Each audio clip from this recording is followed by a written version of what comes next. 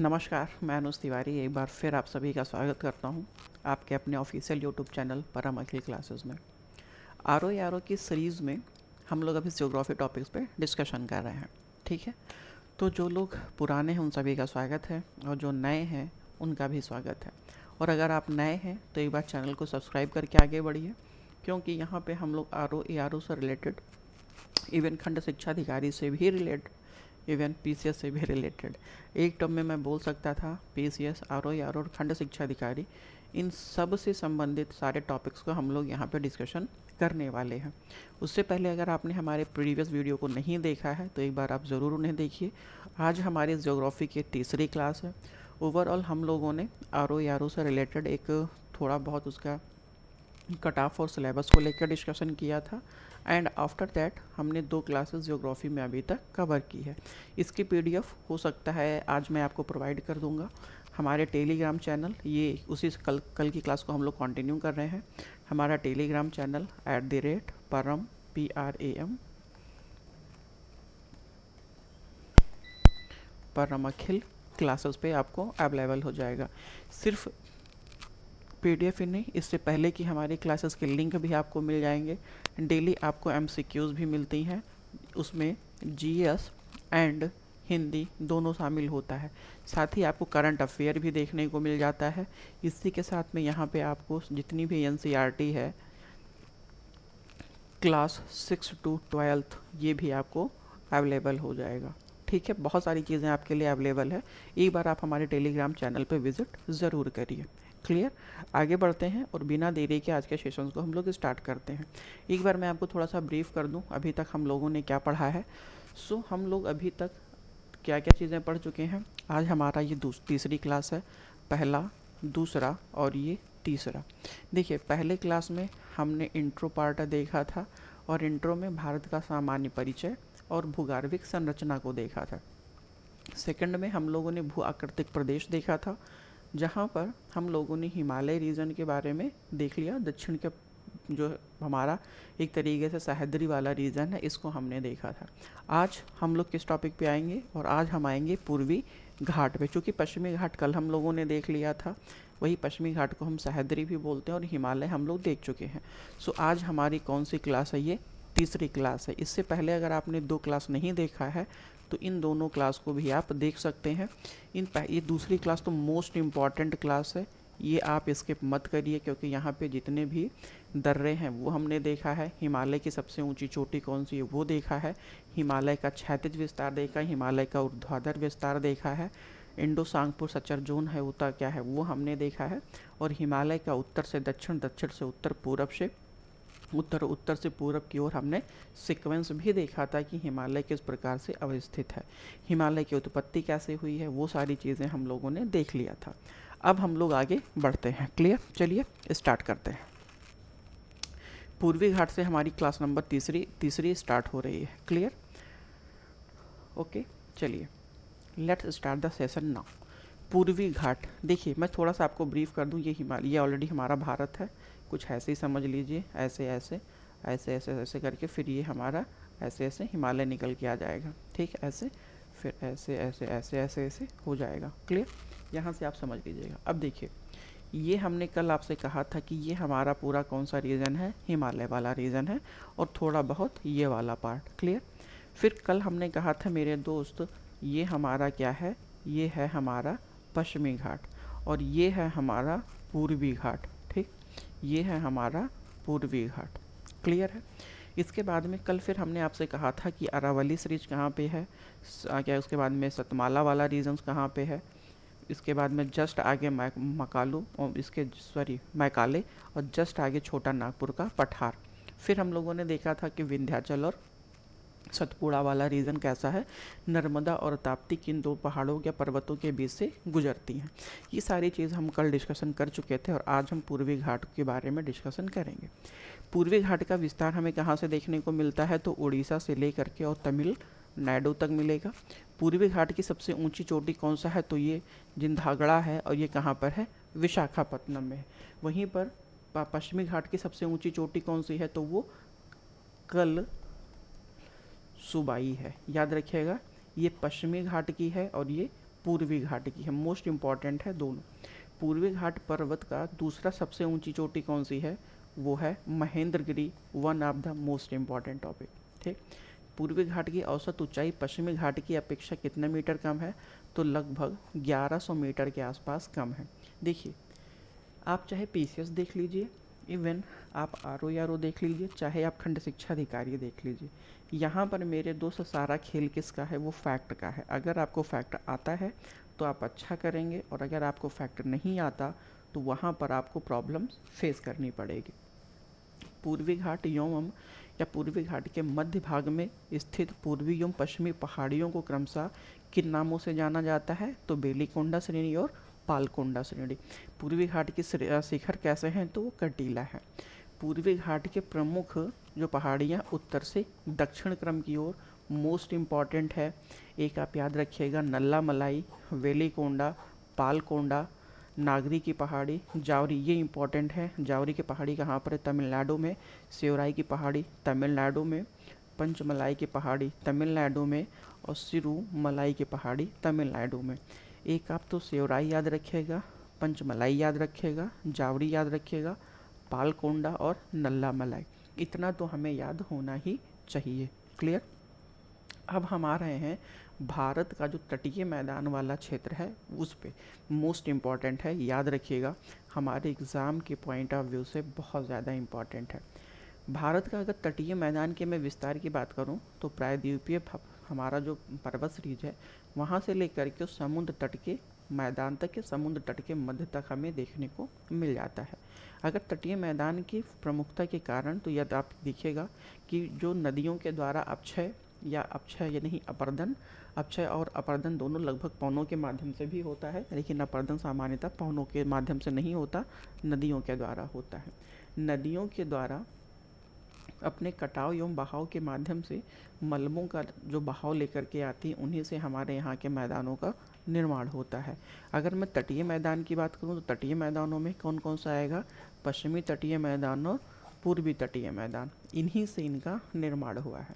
अब अगर मैं पश्चिमी तटीय मैदान की बात करूँ तो पश्चिमी तट हमारा सूरत से लेकर के कहाँ तक आता है, कन्याकुमारी तक माना जाता है।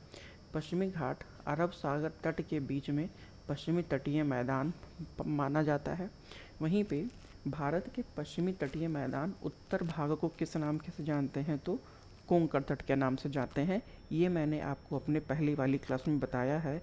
अगर आपने नहीं देखा हो तो प्लीज़ आप ये वाला ज़रूर एक बार देखिएगा इमेज, शायद ये इमेज होगा तो मैं आपको एक बार ज़रूर दिखाना चाहूँगा।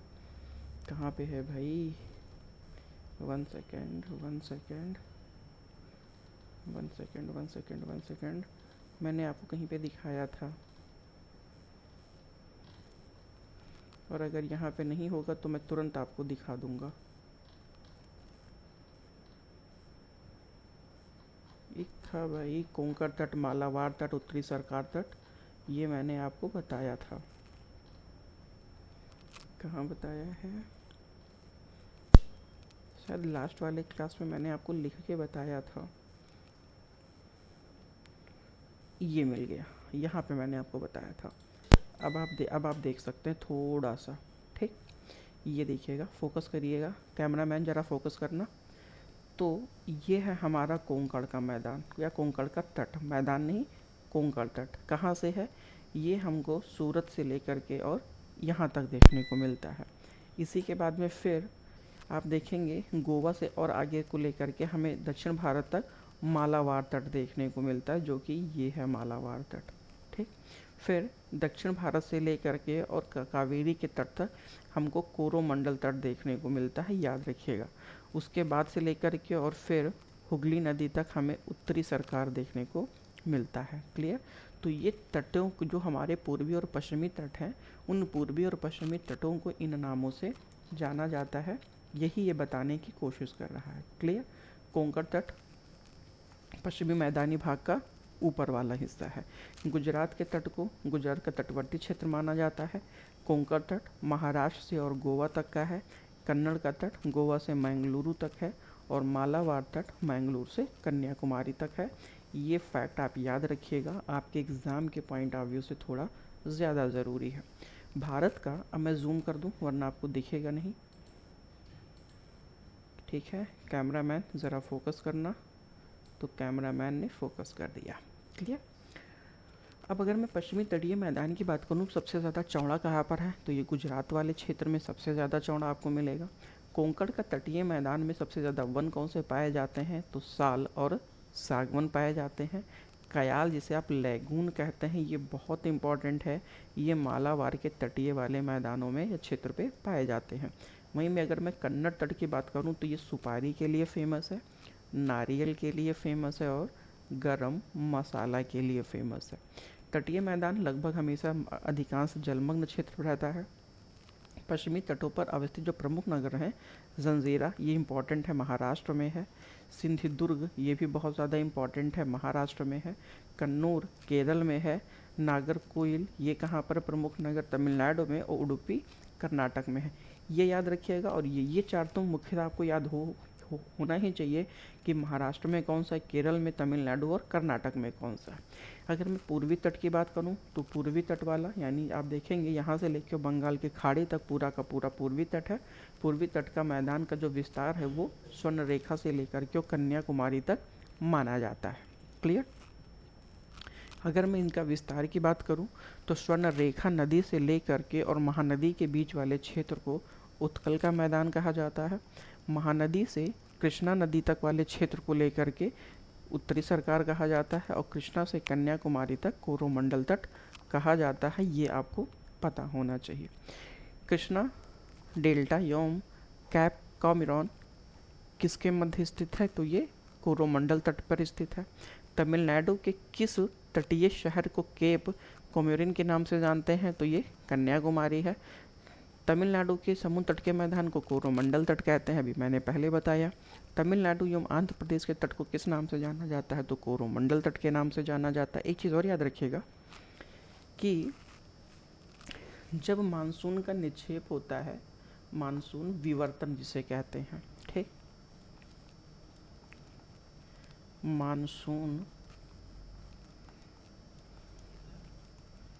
मानसून विवर्तन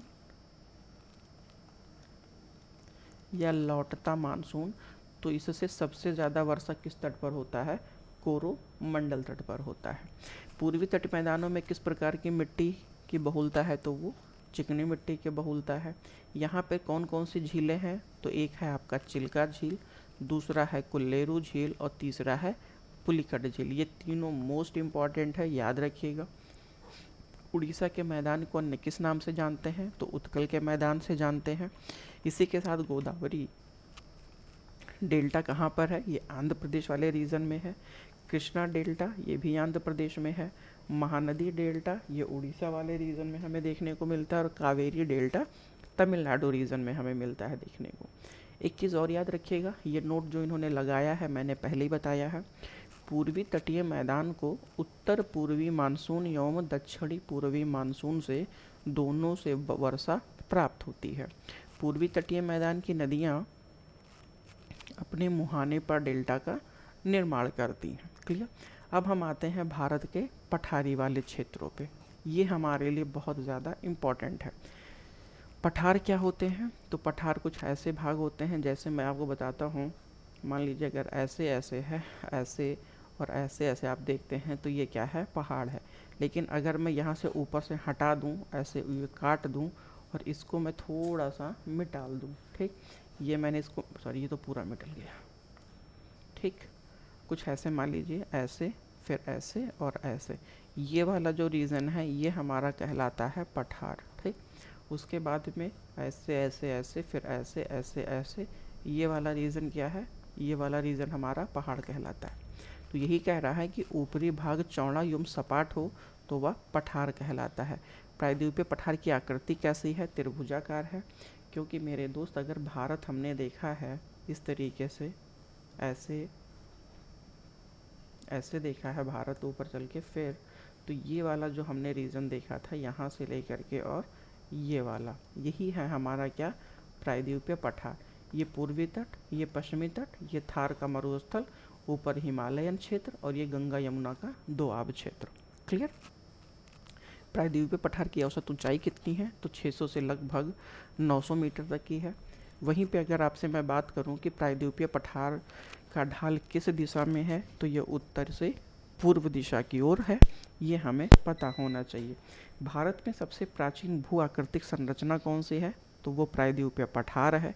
प्रायद्वीपीय पठारी क्षेत्र कौन सी प्रक्रिया से सर्वाधिक प्रभावित है? तो अनावृत्तीकरण के कारण सबसे ज़्यादा प्रभावित है। प्रायद्वीपीय पठार कठोर सबसे कठोरतम शैल भूखंडों से बना हुआ है, त्रिभुजाकार है और इस पठार में अरावली जैसे सबसे प्राचीन वर्णन स्थित हैं और प्रायद्वीपीय पठार को पठारों का पठार कहा जाता है। ये इम्पॉर्टेंट फैक्ट आपको याद होना चाहिए। अगर मैं दक्कन ट्रैप की बात करूं तो दक्कन ट्रैप किस मिट्टी से बना हुआ है? तो ये मेरे दोस्त काली मिट्टी से बना हुआ है। गोदावरी नदी का जो पठारी क्षेत्र है उसमें उसी से अपवाहित कौन सा ट्रैप है? वो दक्कन ट्रैप। यही दक्कन ट्रैप से ही हिम गोदावरी वाली नदी का जो पहाड़ी वाला क्षेत्र है वो अपवाहित होती है। यहीं पे सतमाला, अजंता, बालाघाट और हरिश्चंद्र की पहाड़ियों का विस्तार किस पठारी में ही है? वो है दक्कन ट्रैप। ठीक है। कपास के उत्पादन के लिए सबसे इम्पोर्टेंट पठारी क्षेत्र कौन सा है? दक्कन क्षेत्र है। ये भी याद रखिएगा कि कपास के उत्पादन के लिए सबसे इम्पोर्टेंट मृदा कौन सी है? तो वो काली मृदा है और इसी को रेगुर मृदा के नाम से या रेगुर मिट्टी के नाम से भी जाना जाता है। क्रेटेशियस काल के दौरान अत्यधिक ज्वालामुखी उद्गार से ही किस पठार का निर्माण हुआ है? तो दक्कन ट्रैप का हुआ है। क्लियर। कर्नाटक के पठार की मैं बात करूं तो कर्नाटक का पठारी क्षेत्र में पश्चिमी घाट से संलग्न पर्वतीय पठारी क्षेत्रों को मलनाड कहा जाता है। मोस्ट इम्पॉर्टेंट है। मलनाड से लगे पूर्व में अपेक्षाकृत कम ऊंचे पठारी क्षेत्रों को मैदान कहा जाता है। बाबा बुदन की पहाड़ियाँ, ये बहुत इम्पॉर्टेंट है। किस पठार का भाग है? तो बाबा बुदन की पहाड़ियाँ ये कर्नाटक पठार का भाग है। इम्पॉर्टेंट फैक्ट है। वहीं पे कर्नाटक पठारी क्षेत्र की सबसे ऊंची चोटी कौन सी है? तो ये मुल्लायनीगिरी है और जिसे मुल्लनगिरी के नाम से भी जाना जाता है। Clear.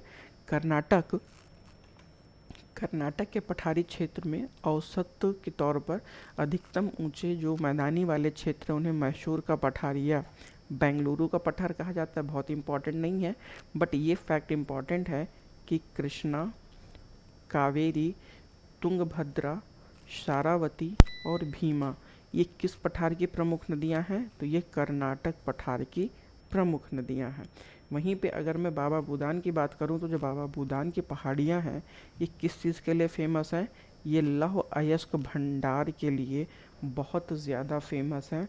One of the most important fact है, याद रखिएगा। वहीं पे जो कर्नाटक का पठारी क्षेत्र है धात्विक खनिजों के लिए ये सबसे ज़्यादा फेमस है। क्लियर। तो इतनी चीज़ें मेरे दोस्त आपको याद रखना चाहिए और ज़रूरी भी है।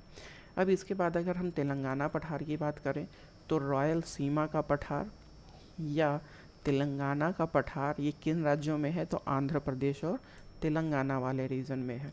कृष्णा बेसिन के दक्षिण के पठारी क्षेत्र को रॉयल सीमा के पठार के नाम से जाना जाता है। कृष्णा नदी बेसिन के उत्तर में स्थित पठार को हम तेलंगाना पठार के नाम से जानते हैं। सिकंदराबाद एवं हैदराबाद ये किस पठार के निचले वाले भागों में स्थित है? तो तेलंगाना पठार में। अगर मैं मेवाड़ के पठार की बात करूं तो मेवाड़ वाला रीजन राजस्थान एवं मध्य प्रदेश में है। अरावली की पहाड़ियों को मालवा के पठार से कौन सी संरचना देखने को मिलती है? तो वो है मेवाड़ वाला रीजन। मेवाड़ पठार किस नदी में? तो बनास नदी के अंतर्गत आता है। ये भी आपको पता होना चाहिए। मालवा पठार का विस्तार हमें आंध्र प्रदेश में मिलता है। किस संरचना से निर्मित है? तो ये बैसाल्ट संरचना से निर्मित है। ये बहुत इंपॉर्टेंट है कि किस संरचना से है? बैसाल्ट से है। और मालवा के पठार को राजस्थान में हड़ौती के पठार के नाम से भी जाना जाता है। मालवा पठार के उत्तर दिशा में कौन सी पहाड़ियाँ हैं? तो ये ग्वालियर की पहाड़ी है। मालवा का पठार कपास की खेती के लिए सबसे ज़्यादा इम्पॉर्टेंट है। One of the most important fact ये याद रखिएगा। चंबल, नर्मदा, तापी नदी ये किस पठार की प्रमुख नदियां हैं? तो ये मेरे दोस्त मालवा के पठार की प्रमुख नदियां हैं। सर्वाधिक गली एवं खड्डा किससे पर्दित होता है, तो वो मालवा के पठार पे हमें देखने को मिलता है। बुंदेलखंड का पठार ये हमारे लिए इम्पोर्टेंट है। आप कहोगे कि साहब सब कुछ तो इम्पोर्टेंट है, क्या छोड़ें और क्या पढ़ें। ठीक, तो ग्वालियर के पठार और विंध्याचल श्रेणी के बीच के में जो पठार है उसे बुंदेलखंड के पठार के नाम से जाता है। बुंदेलखंड वाला क्षेत्र उत्तर प्रदेश और मध्य प्रदेश में के बीचों बीच में आता है, यहाँ बॉर्डर पे लगता है। बुंदेलखंड पठार के अंतर्गत मध्य प्रदेश के 8 जिले शामिल हैं, ये आपके लिए इम्पॉर्टेंट है। वहीं उत्तर प्रदेश के 7 जिले शामिल हैं, झांसी, ललितपुर, बांदा, महोबा, हमीरपुर, जालौन और चित्रकूट। ये आपको जानना चाहिए। क्लियर। अब हम आते हैं कि बुंदेलखंड का जो पठार है ये किस चट्टानों से निर्मित है, तो ये मेरे दोस्त ग्रेनाइट और नीस चट्टानों से निर्मित है, ये इम्पॉर्टेंट है। बुंदेलखंड के पठार किस मृदा का विकास है, तो यहाँ पे लाल मिट्टी आपको देखने को मिलेगी। बुंदेलखंड के पठार में चंबल नदी द्वारा निर्मित गड्ढों को उत्खात प्रदभूमि के प्रदेश के नाम से जाना जाता है। छोटा नागपुर पठार सबसे ज़्यादा इम्पॉर्टेंट है क्योंकि इनका हमारे इकोनॉमी में बहुत ज़्यादा इम्पॉर्टेंट रोल है। छोटा नागपुर पठार मुख्यतः कहाँ पर है, झारखंड वाले रीजन में है। पश्चिमी बंगाल का पुरुलिया ज़िला किस पठार के अंतर्गत आता है, तो छोटा नागपुर। छोटा नागपुर पठार के उत्तर में हजारीबाग का पठार और दक्षिण में रांची का पठार है। ये है हमारा साउथ में और ये है हमारा नॉर्थ में। छोटा नागपुर पठार की सबसे ऊंची चोटी तो पारसनाथ की हिल्स है, पारसनाथ वाली पहाड़ी है। छोटा नागपुर पठार को की दूसरी सबसे बड़ी नदी कौन सी, तो स्वर्णरेखा नदी है।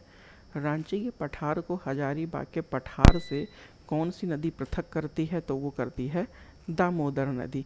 छोटा नागपुर पठार के उत्तर पूर्व में राजमहल की पहाड़ियाँ आपको देखने को मिलेगा।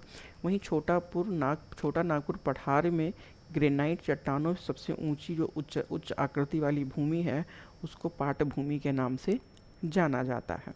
कौन सा पठार भूखंडों में सबसे इम्पोर्टेंट है, तो छोटा नागपुर। भारत का रूर प्रदेश किसे कहा जाता है, तो छोटा नागपुर पठार को कहा जाता है क्योंकि ये किसके लिए फेमस है, तो ये कोयले के लिए फेमस है। ठीक, पाट भूमि कहाँ पाई जाती है, छोटा नागपुर पठार में। इम्पॉर्टेंट और क्या है, छोटा नागपुर पठार एक उग्र गंभीर पठार के तौर पर देखा जाता है। दंडक्रैन वाला पठार कुछ खास इंपॉर्टेंट हमारे लिए है नहीं। उसी प्रकार से मेघालय का पठार थोड़ा सा इम्पॉर्टेंट है क्योंकि मेघालय का पठार किसका हिस्सा है, तो ये प्रायद्वीपीय जो भारत हुआ प्रायद्वीपीय खंड वाला है उसका हिस्सा है। गारो, ये यानी याद रखिएगा, गारो, खासी, जैंतिया और मिकिर ये कहाँ की जनजातियाँ हैं, तो इन जनजातियाँ ये हैं मेघालय की। और इन जनजातियाँ जहाँ निवास करती हैं वो उन्हें उन्हीं पठार के नाम से जाना जाता है। गारो पठार पे गारो जनजाति, खासी पठार पे खासी जनजाति, जैंतिया पठार पे जैंतिया जनजाति, मिकिर की पहाड़ियों पे मिकिर जनजाति, इन्हीं के नाम से जाना जाता है। मेघालय पठारी क्षेत्रों में किस प्रकार की मिट्टी का विकास है, तो ये लैटेराइट मिट्टी है। मालदा गैप की उत्पत्ति कैसी हुई, तो प्रायद्वीपीय भारत के संचलन के दौरान जो धंसाव हुआ है उसके कारण हुआ है।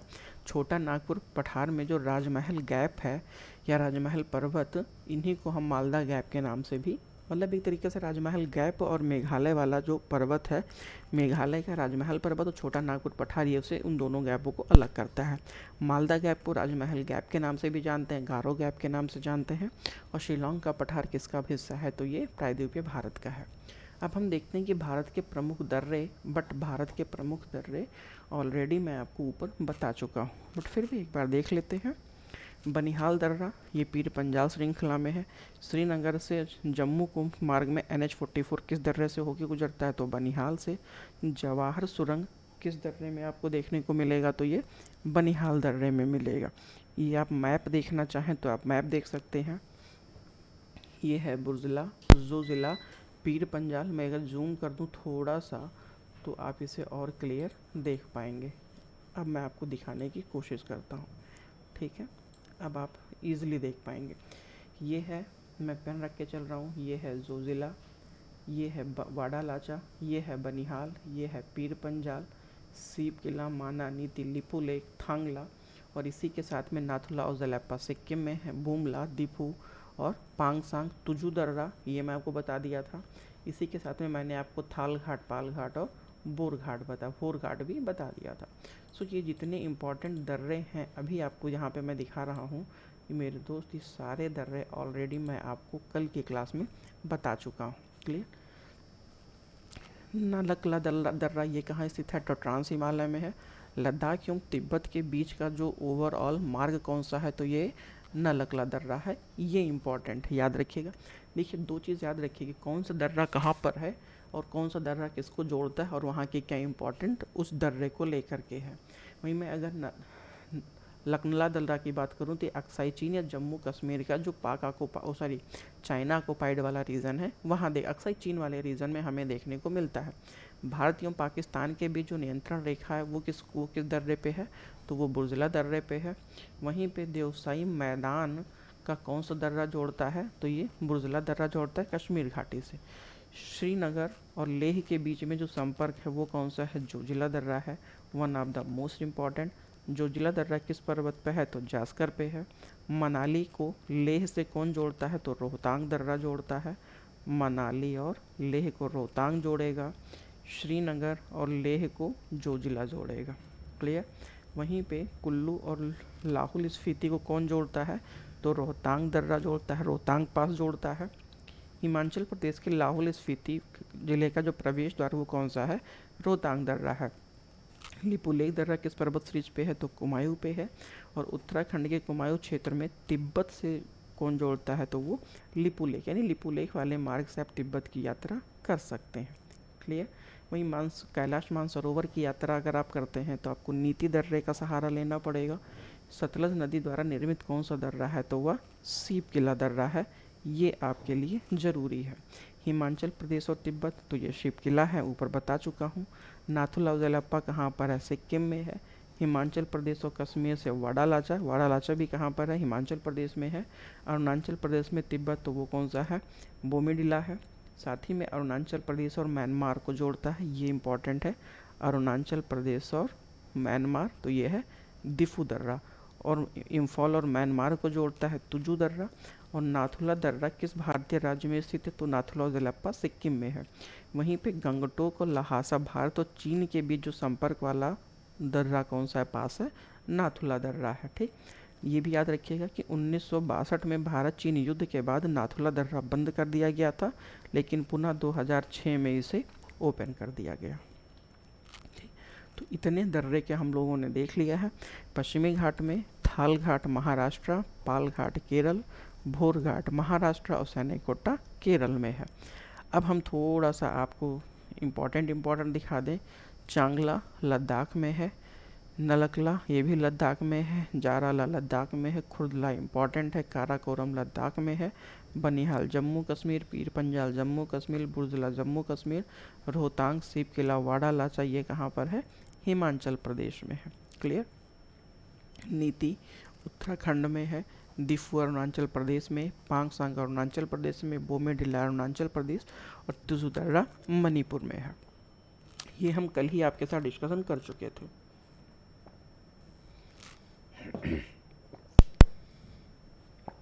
अगर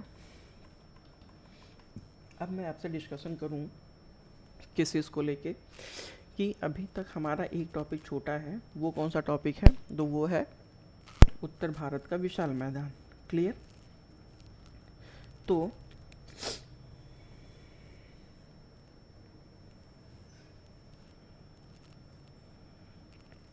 ठीक है, मैं एक बार पानी पी रहा था। उत्तर भारत का विशाल मैदान, देखिए अगर मैं उत्तर भारत के विशाल मैदान की बात करूं तो कुछ ऐसा आप समझिए, मैं छोटू सा भारत बनाऊंगा। हमारा भारत का भले ही झंडा छोटा सा हो, बट भारत ऑलरेडी हमारा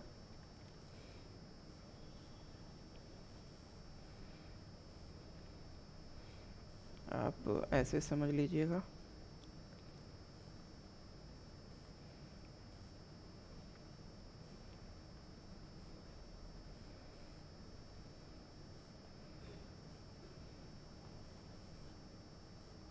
ठीक, कुछ ऐसे आप समझ लीजिए, ये हम जोड़ेंगे तो जुड़ जाएगा।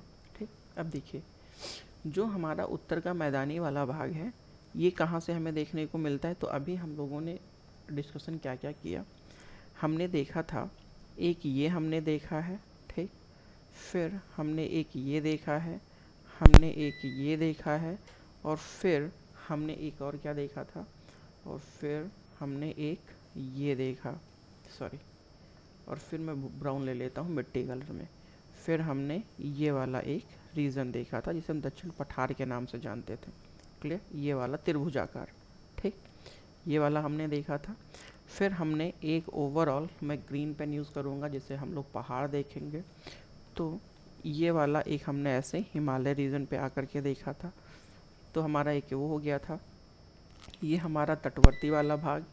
अब हमारा बचा क्या है, ये मैदानी भाग बचा, और ये मैदानी भाग कहाँ कहाँ से आया है, तो एक तो मेरे दोस्त ये सिंधु है जिसे हम इंडस के नाम से भी जानते हैं, एक हमारा गंगा है, और एक हमारा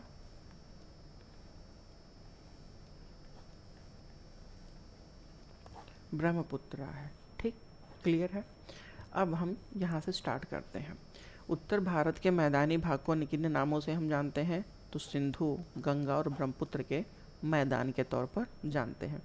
इसके द्वारा निर्मित वह कितना एरिया है, तो 7.8 लाख वर्ग किलोमीटर देखने को मिल जाता है।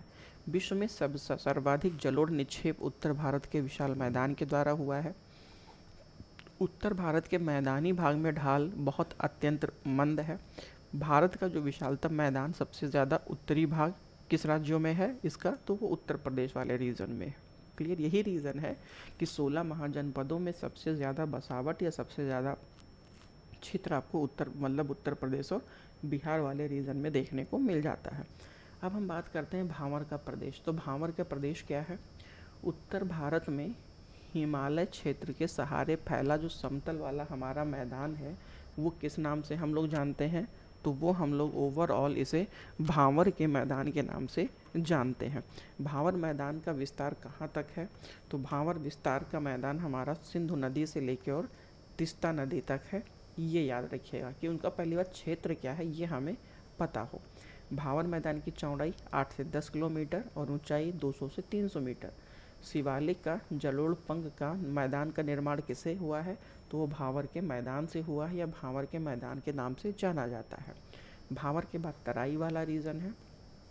तराई दक्षिण में आप देखेंगे तो इन्हें दक्षिण के मैदानी प्रदेशों में इनका फैलाव या सबसे क्षेत्र का विस्तार माना गया है। 10 से 20 किलोमीटर तक का ये एरिया है। और तराई का जो क्षेत्र है इसमें महीन बहुत बारीक कंकड़ पत्थर रेत और चिकनी मिट्टी के निक्षेप पाए जाते हैं। और तराई क्षेत्र में भांवर की जो लुप्त नदियां हैं वो पुनः सतह पर वापस वो ऊपर आती हैं। देखिएगा कुछ ऐसे आप समझिए, मैं आपको ऐसे समझाने की कोशिश करता हूँ। जैसे मान लीजिए ये हिमालय है, ठीक, ये हो गया हिमालय, ठीक, फिर ऐसे नहीं, आप ऐसे समझिए, मैं ऐसे कैसे समझाऊं जिससे कि आप समझ जाएं। जैसे अच्छा ऐसा समझो, समझ जाना तो वेल एंड गुड है। ये है हमारा ट्रांस हिमालय, ये है हमारा बृहद हिमालय, ये है हमारा मध्य हिमालय और ये हमारा शिवालिक हिमालय है, क्लियर। अब हम ये जो शिवालिक हिमालय है ये ऐसे ना हो करके मैंने खड़ा खड़ा ऐसे बना दिया शिवालिक हिमालय, क्लियर। अब नदियाँ इनका अनुसरण करके नीचे आती हैं और आने के बाद में आप देखेंगे कि जब भी ये आती हैं तो ऊपर से बड़े बड़े कंकड़ियों पत्थर लेकर आते हैं। तो इनके जस्ट नीचे आपको कुछ ऐसे ऐसे बड़े बड़े कंकड़ पत्थर देखने को मिलते हैं, क्योंकि वहाँ पे मैदानी भाग का निर्माण बहुत ज़्यादा नहीं है। बड़े भाग पत्थर के जस्ट भाग में फिर आपको बहुत बहुत बारीक के रेत मिलेंगे, चिकनी मिट्टी मिलेगी और इसी के सहारे छोटे छोटे पत्थर के टुकड़े मिलेंगे। तो नदियाँ जब यहाँ से निकलती हैं तो इन बड़े पत्थरों के बीच में रह जाती हैं, इसीलिए ऊपर नहीं दिखती।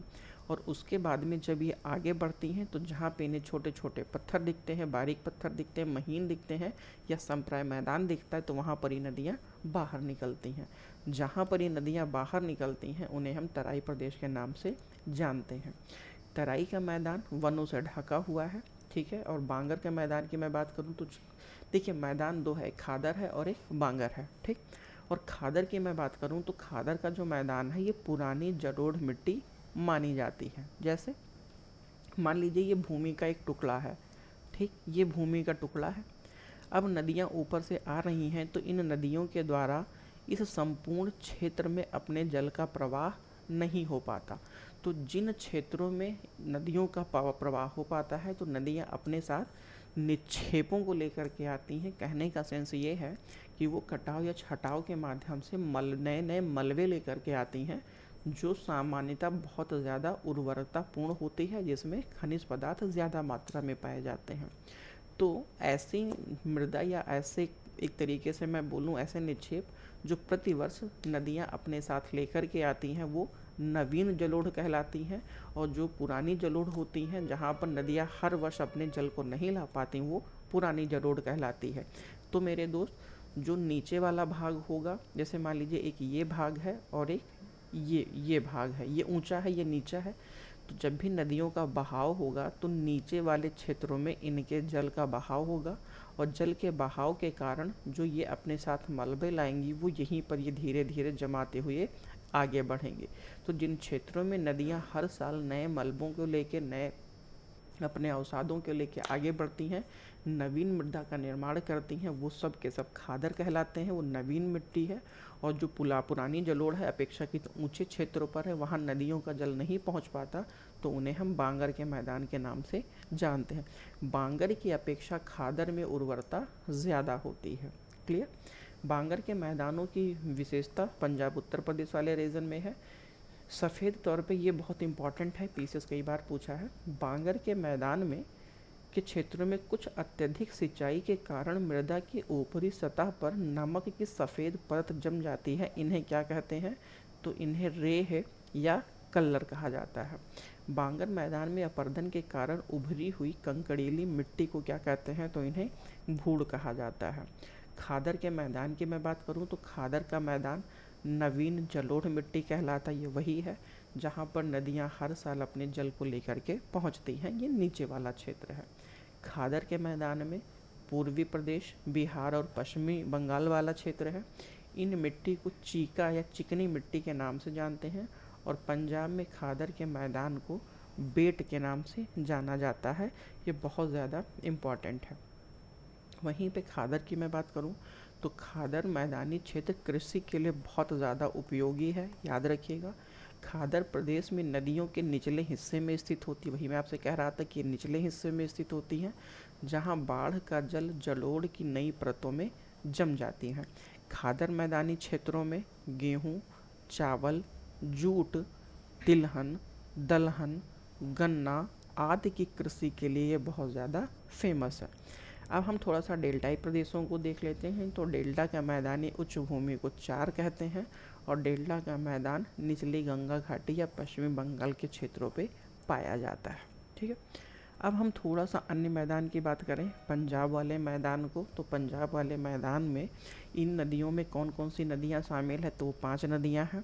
सतलज है, ब्यास है, रावी है, चेनाब है और झेलम है। इन नदियों से ही पंजाब के मैदान का निर्माण हुआ है। पंजाब की पुरानी जलोढ़ों को बांगर के तौर पर क्या बोलते हैं? अनुर्वर भूमि या बैड लैंड के नाम से जाना जाता है। ये एक नया टर्म है, याद रखिएगा, बैड लैंड। ये मेरे लिए भी एक नया टर्म है, बैड लैंड। ठीक, बैड लैंड मैं ग्रीन कर देना हूँ, याद रखिएगा। ओके। देखिए, हमें भी बहुत सारे नए नए फैक्ट मिलते हैं। ठीक है।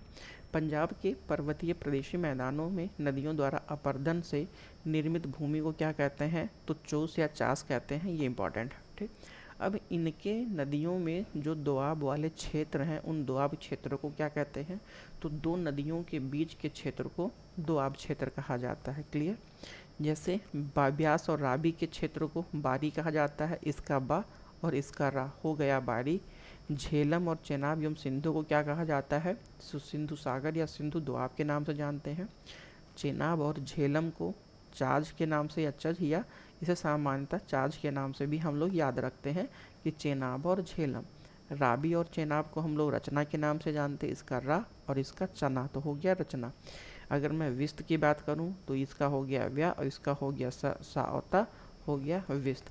तो ब्यास और सतलज विस्त हो गया, रावी चेनाब रचना हो गया, चेनाब और झेलम चज हो गया, झेलम और सिंधु वाला तो सिंधु सागर दोआब, और ब्यास और रावी का बारी दोआब। ठीक, तो ये याद रखिएगा गलत ना होने पर। ब्यास और रावी ये हमने आपको बता दिया है, रिपीट करने का कोई मतलब नहीं है मेरे दोस्त। क्लियर। अब हम लोग पढ़ते हैं राजस्थान का मैदान, ये इंपॉर्टेंट है। ठीक, राजस्थान का मैदान केंद्रीय उच्च भूमि के मध्य में कौन सा पर्वत एक विभाजक का काम करता है? अरावली करता है। क्लियर। अरावली के मैदान में राजस्थान बांगर या थारू मरुस्थल विभाजक रेखा कौन सी है? तो 25 डिग्री सेंटीग्रेड यहाँ पे वर्षा हमें देखने को मिलता है। देखिए, अगर मैं थार के मरुस्थल का विकास कैसे हुआ है आपसे बात करूं तो थोड़ा सा फोकस करिएगा, कैमरामैन ज़रा फोकस करना। ये मान लीजिए हमारा भारत है, ठीक, ये है हमारा भारत, ठीक। और अगर आप अरावली की स्थिति देखेंगे ना, तो अरावली की स्थिति कैसी है? अरावली की स्थिति कुछ ऐसी है, ये है, ठीक। अरावली की स्थिति कुछ ऐसी हमें देखने को मिलती है, मैंने मैप पे आपको दिखाया था। अब आपको पता है कि भारत में मान लीजिए ये 0 डिग्री है, ठीक। इस समय हमारे यहाँ पे जब मानसून आता है तो मानसून किस टाइम पे आता है? लगभग 15 जून तक मानसून हमारे उत्तर भारत में सक्रिय हो जाता है। क्लियर। और अगर मैं 15 जून तक मानसून के सक्रिय होने की बात करूं तो उस टाइम पे क्या होता है? हमारे यहाँ जो सूर्य है वो होता है उत्तरायण, मतलब उत्तरी ध्रुव, मतलब उत्तरी गोलार्ध में होता है।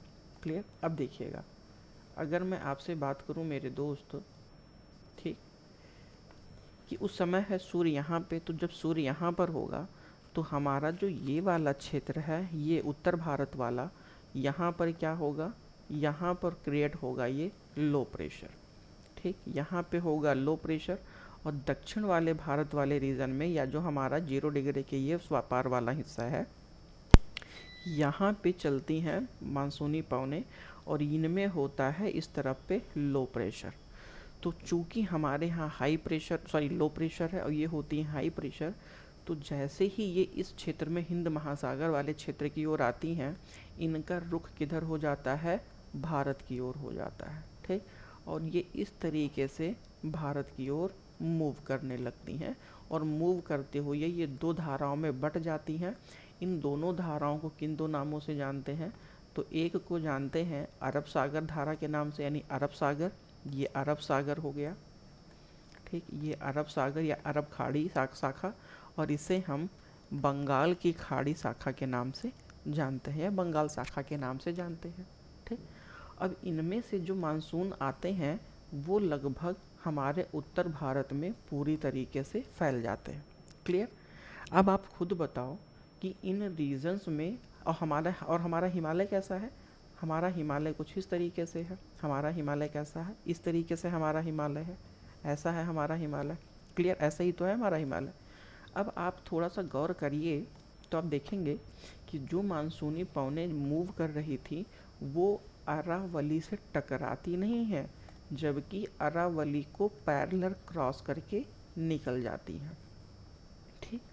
और अरावली को क्रॉस करके निकल जाती हैं, यही रीज़न है कि अरावली क्षेत्रों में बरसात जो है वो 25 सेंटीमीटर से भी कम तक देखा जाता है। क्लियर हुआ? उम्मीद है आपका इतना क्लियर हो गया होगा कि क्या रीज़न है कि अरावली के होने के बावजूद में इन क्षेत्रों में मरुस्थल जैसी संकल्पनाएं विकसित हुई हैं। देखिए, मरुस्थल का मतलब सामान्यतः आप रेत मत समझिए कि जहाँ पे रेतीला क्षेत्र हो वही मरुस्थल है। मरु और स्थल 2 चीज़ों से बना है। मरु का मतलब है डेड, मरा हुआ, और स्थल का मतलब है लैंड। मरुस्थल हर वह क्षेत्र कहलाएगा जो फर्टिलाइज ना हो, जहाँ पे उर्वर करने की क्षमता ना हो, ठीक। अब जो ये हमारा ये है मरुस्थल, ये उष्ण मरुस्थल है, गर्म मरुस्थल है। सेम उसी प्रकार से लेह लद्दाख भी हमारा मरुस्थल है, बट वो शीत मरुस्थल है। तो मरुस्थल वो भी है। कोई भी क्षेत्र मरुस्थल कब कहलाएगा? जब 25 सेंटीमीटर से कम वर्षा किसी भी क्षेत्रों में हो, तो ऐसे क्षेत्रों में मरुस्थल का निर्माण होता है। क्लियर। तो सिर्फ मरुस्थल का नाम सुन के ये मत कहिएगा कि मरुस्थल किसको बोलेंगे? जहाँ रेत हो उन क्षेत्रों को बोला जाएगा। क्लियर? ये जो आपके अंदर माइंड में सेट था उसे चेंज कर लीजिए। एक चीज़ तो ये कि ये मानसूनी पवनों की दिशा में है, पैरेलल दिशा में है। अरावली भी हमारा ऐसे है और मानसून भी हमारा ऐसे चल रहा है, तो क्रॉस कर जाती हैं। वहीं पे एक चीज़ और सबसे खास बात है कि चूंकि अरावली की ऊंचाई बहुत ज़्यादा है नहीं, ये कैसा है, तो रेसिडुअल माउंटेन है या एक अवशिष्ट पर्वत है, कट छट चुका है अपक्षय और अपरदन के कारण। यही रीज़न है कि यहाँ इनसे पौने टकराती नहीं है और पौने इनसे ऊपर होकर के निकल के आगे हिमालय से टकराती हैं और हिमालय वाले क्षेत्र में बरसात करती हैं। क्लियर हो गया? आगे बढ़ते हैं। आगे बढ़ने पे ठीक, तो ये 25 सेंटीमीटर से कम होता है। राजस्थान में बांगर की उर्वर भूमि को क्या कहते हैं? तो रोही बोलते हैं। राजस्थान के मैदान में कृषि हेतु जल संसाधन के लिए किस नहर का विकास किया गया था? तो इंदिरा गांधी नहर का विकास किया गया। प्रमुख नदी कौन सी है राजस्थान की? तो लूनी नदी है। यहाँ पे खारे पानी की झील सांभर झील कहाँ पर है? राजस्थान में, सबको पता हुआ है। ये बहुत इम्पॉर्टेंट नहीं है, अन्य फैक्टों में ये इम्पॉर्टेंट है। राजस्थान का जो थार मरुस्थल है ये खनिज तेल, जिप्सम एवं नमक के भंडार के दृष्टि से महत्वपूर्ण क्षेत्र है और राजस्थान के मैदान का एक बड़ा भाग बालू का स्तूप से ढका हुआ है। अब हम आते हैं गंगा के मैदानी भागों में। ठीक, अगर मैं गंगा के मैदान भाग की बात करूं तो इसका विस्तार उत्तर प्रदेश, बिहार और पश्चिम बंगाल में है। इसी के साथ में अब और आगे बढ़ेंगे तो इन्हें 3 भागों में विभाजित किया जाता है। ऊपरी गंगा का मैदान, मध्य गंगा का मैदान और निम्न गंगा का मैदान। ऊपरी गंगा पश्चिमी उत्तर प्रदेश, मध्य गंगा उत्तर प्रदेश, बिहार और निम्न गंगा पश्चिमी बंगाल है। ऊपरी गंगा के मैदान का जो पश्चिमी भाग है वो रोहिलखंड का मैदान कहलाता है, ये थोड़ा सा इम्पॉर्टेंट है। वहीं ऊपरी गंगा का मैदान का पूर्वी भाग किस नाम से जानते हैं? तो इसे हम अवध के मैदान के नाम से भी जानते हैं। गंगा के मैदान में जहाँ तहाँ गर्त पाए जाते हैं। इन गर्तों को पटना तथा मोकामा के निकट के नामों से जानते हैं। तो जल्लायोम टाल, ये एक बार पीसीएस पूछा हुआ है, याद रखिएगा। इसी के साल में जो पर्वतीय क्षेत्रों में है, दार्जिलिंग जैसे ज़िलों में, उनके क्षेत्रों में इन्हें द्वार के नाम से भी जाना जाता है। क्लियर? कुछ जो विशेष इम्पॉर्टेंट फैक्ट है, गंगा के मैदान की रचना अग्र गर्त से हुई है। मध्य गंगा के मैदान में गोखुर झील बहुतायत मात्रा में पाए जाते हैं और इनमें इस भाग में नदियाँ विसर्प के रूप में बहती हैं। ब्रह्मपुत्र के मैदान की मैं बात करूं तो ब्रह्मपुत्र का मैदान हिमालय पर्वतीय मेघालय के पठार के मध्य भागों में होकर के भारत में बहती है और ब्रह्मपुत्र के द्वारा निर्मित जो क्षेत्र है उसे ब्रह्मपुत्र के मैदान के नाम से जाना जाता है। और ये क्षेत्र चावल एवं पटसन की खेती के लिए बहुत ज़्यादा फेमस है और इसका विस्तार मुख्यतः असम में है। विश्व का सबसे बड़ा नदी द्वीप माजुली द्वीप ये ब्रह्मपुत्र के मैदानी क्षेत्रों में स्थित है। भारत की प्रमुख घाटियों की अगर मैं बात करूं तो कश्मीर, नुब्रा एवं सुरू घाटी कहाँ पर है? जम्मू कश्मीर में है। हेमिस राष्ट्रीय उद्यान ये कहाँ पर है? तो ये मरखा घाटी, इसे मरखा घाटी ये लद्दाख में है। महान हिमालय एवं पीर पंजाल श्रेणियों के मध्य कौन सी घाटी है? कश्मीर घाटी। नुब्रा नदी किस घाटी में स्थित है? नुब्रा घाटी में है। हिमाचल प्रदेश का अंतिम गांव चिटकुल का मार्ग प्रदान करने वाली घाटी किन्नौर घाटी है। ये थोड़ा सा इम्पॉर्टेंट है कि बास्पा की घाटी को अन्य किन नामों से जानते हैं? तो इसे सांगला घाटी के नाम से जानते हैं। छोटा यूनान का प्रसिद्ध घाटी मालना, ये भी इम्पॉर्टेंट है। पीर पंजाल एवं धौराधाल श्रेणियाँ किन घाटियों में है? कुल्लू घाटी में। लाहुल, पंगवाल एवं भोटिया जनजाति किस घाटी की है? तो पांगी घाटी की है। बुद्धों का, बौद्ध धर्म का जो प्रसिद्ध मठ है तामो, ये स्फीति घाटी में है। चंद्र एवं भागा ये 2 नदियां हैं, ये किस घाटी से होकर बहती हैं? तो लाहुल। और एक प्रमुख पर्यटन क्षेत्र धर्मशाला ये कहाँ पर स्थित है घाटी में? तो वह कांगड़ा घाटी में स्थित है। वहीं पे शिवालिक हिमालय एवं लघु हिमालय के मध्य कौन सी घाटी है, तो दून घाटी है। अनुदैर्ध्य घाटियों के उदाहरण में हमें दून देखने को मिलता है। वहीं पे नीलांग घाटी ये कहाँ पर स्थित है, उत्तराखंड एवं हॉट स्प्रिंग घाटी के नाम से किसे जानते हैं, तो यूथांग घाटी को जाना जाता है। ये कुछ घाटियों की इंपॉर्टेंट है, मैं बता दे रहा हूँ। एक मरखा घाटी इंपॉर्टेंट है, लद्दाख में है। नुब्रा घाटी जम्मू कश्मीर में है। सुरू घाटी जम्मू कश्मीर में। किन्नौर तो आप कर ले जाएंगे हिमाचल प्रदेश में। इसी के साथ में सांगला हिमाचल प्रदेश में है। कुल्लू आप कर ले जाएंगे। मालना ये भी आप कर ले जाएंगे। पांगी घाटी हिमाचल प्रदेश में, स्पीति कर ले जाएंगे, लाहुल कर ले जाएंगे, कांगड़ा घाटी हिमाचल प्रदेश कर ले जाएंगे, चंबा घाटी हिमाचल प्रदेश में, ये याद रखिएगा। फूलों की घाटी आप कर लेंगे। शोर घाटी उत्तराखंड में याद रखिएगा। नेलांग घाटी उत्तराखंड और न्योरा ये याद रखिएगा पश्चिमी बंगाल में। और चुम्बी घाटी सिक्किम ये आप कर ले जाएंगे। यूथांग घाटी सिक्किम में। जुको घाटी नागालैंड ये भी आप कर लेंगे। शांत घाटी केरल है ये आप कर ले जाएंगे। तो ये जो कुछ घाटियाँ थी इसे आप इजीली कर ले जाएंगे। अब भारत क्या, हम जो हमारा द्वीप समूह वाला पार्ट है इसे हम देखते हैं। अंडमान एवं निकोबार द्वीप समूह कहाँ पर स्थित है, तो ये बंगाल की खाड़ी में स्थित है। 10 डिग्री चैनल किसे अलग करता है, तो अंडमान और निकोबार को 10 डिग्री चैनल अलग करता है। अंडमान निकोबार में द्वीपों की संख्या 572 के आसपास है। अंडमान निकोबार की राजधानी पोर्ट ब्लेयर है। यहीं पे अंडमान एवं लिटिल अंडमान के बीच कौन सा दर्रा है, तो वो डक्कन पास है, इम्पॉर्टेंट फैक्ट। वहीं पे अंडमान निकोबार की सबसे ऊंची चोटी कौन सी है, वो सैडल पीक है, ये याद रखिएगा। बाकी बहुत इंपॉर्टेंट नहीं। अगर मैं कोको स्ट्रीट की बात करूं तो कोको स्ट्रीट अंडमान निकोबार एवं क्या कहते हैं म्यांमार के द्वीप समूहों को हम अलग करते ही उसी को हम कोको स्ट्रीट के तौर पर जानते हैं। भारत के किस द्वीप पर उद्गम ज्वालामुखी का विस्फोट हुआ है, तो वैरन द्वीप है। और वैरन द्वीप है कहाँ, तो ये बंगाल की खाड़ी में या अंडमान निकोबार अंडमान सागर में स्थित है।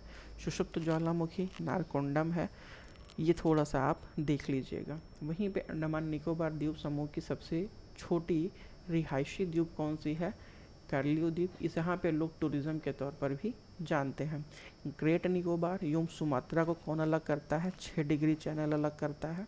इंडोनेशिया का द्वीपीय भौगोलिक रूप से जो ग्रेट निकोबार से सबसे निकट है वो कौन सा है, सुमात्रा द्वीप है। क्लियर। इसके बाद में अंडमान निकोबार द्वीप समूह की दूसरी सबसे ऊंची चोटी माउंट थ्रिलर है। बैरन द्वीप में स्थित कुछ खास हमको है नहीं। हाँ, एक चीज़ याद रखिएगा कि पिग्मेलियन पॉइंट ये ग्रेट निकोबार में है, ये हमारे लिए इम्पॉर्टेंट है। और यहाँ पे पाई जाने वाली इम्पॉर्टेंट जनजातियों में जारवा जनजाति, सामसन जनजाति और सेंटलीज जनजाति, ये 3 इम्पॉर्टेंट जो कि हमें जानना चाहिए। अभी हाल ही में रिसेंटली 2008 में 3 द्वीपों का नाम बदला गया था। सुभाष चंद्र बोस द्वीप, शहीद द्वीप और स्वराज द्वीप किया गया है। रॉस द्वीप, नील द्वीप और हैवलॉक द्वीप। ठीक, ये चीज़ आप थोड़ा सा याद रखिएगा। बाकी की अगर मैं आपसे बात करूं लक्षद्वीप में, तो लक्षद्वीप कहाँ स्थित है, अरब सागर में है। ये प्रवाल भित्तियों से निर्मित है लक्षद्वीप, ये भी आपको पता है। ये लक्षद्वीप टापू है कहाँ पे, तो दक्षिणी पश्चिमी भारत में। द्वीपों की संख्या कितनी है, 36 है। मिनी का है लक्षद्वीप, अन्य द्वीपों को मिला करके एक तरीके से आप देखेंगे तो कितने डिग्री चैनल से अलग होता है, 9 डिग्री चैनल मिनी का है। और लक्षद्वीप या चैनल जो मालदीव से क्रॉस करता है वो 8 डिग्री चैनल करता है। लक्षद्वीप को मालदीव 8 डिग्री याद रखिएगा, मिनी का और लक्षद्वीप 9 डिग्री याद रखिएगा। क्लियर। बाकी यहाँ पे बहुत कुछ खास आपके लिए है नहीं। लक्षद्वीप का सबसे बड़ा दक्षिणी द्वीप कौन सा है, तो वो मिनी काय है। वहीं पे इसका सबसे बड़ा द्वीप कौन सा है, तो वो है एडरॉड, एडरॉथ के नाम से या एडरॉड के नाम से जाना जाता है। अन्य द्वीपों में कुछ इंपॉर्टेंट, श्रीहरिकोटा द्वीप कहाँ है, तो ये आंध्र प्रदेश के तट पे है। पुलिकत झील बंगाल की खाड़ी में श्रीहरिकोटा द्वीप के पास में आपको देखने को मिलेगा। भारत का एकमात्र उपग्रह प्रक्षेपण साइट सतीश चंद्र धवन अंतरिक्ष केंद्र ये कहाँ पर है, श्रीहरिकोटा द्वीप पर है। भारत के द्वीप एवं श्रीलंका के मध्य पंबन द्वीप है। राम सेतु ब्रिज या जिसे आप आदम ब्रिज के नाम से जानते हैं, कहाँ से शुरू होता है, तो ये धनुष कोंडी से शुरू होता है। पंबन द्वीप को अन्य किस नाम से, रामेश्वरम द्वीप के नाम से जानते हैं। पंबन द्वीप है कहाँ पर, तो मन्नार की खाड़ी में है। भारत का सर्वाधिक आबादी वाला द्वीप कौन सा है? तो क्या कहते हैं ये सालसट द्वीप, मुंबई के नाम से भी जानते हैं। एलिफेंटा किस शहर में है? तो मुंबई के पास में है। सबसे बड़ा द्वीप कौन सा है? भारत का एक शहर मुंबई है। इसी के बाद में पेरम द्वीप कहाँ है? खंबात की खाड़ी में। द्वारका द्वीप अरब सागर में। वहीं पे कोरी क्रीक ये कहाँ है? कक्षकेरन में। अब्दुल कलाम द्वीप ये है व्हीलर द्वीप के नाम से जाना जाता है, इम्पॉर्टेंट है, ठीक है। इसी के साथ में भारत का या पहला द्वीपीय जिला माजुली है। वेलिंगटन द्वीपीय कोचीन शहर केरल में। वहीं पे Guinness world book of record में माजुली द्वीप को क्या घोषित किया गया था? सबसे बड़ा नदी द्वीप। सो मेरे दोस्त, ओवरऑल इतनी चीज़ें हम लोग कवर कर लिए हैं अपने क्लास नंबर 3 में। क्लियर? अब देखिए, तो सबसे पहले मेरे दोस्त हम लोग यहाँ पे 3 सबसे बड़े सेगमेंट को कवर किए हैं, ठीक है।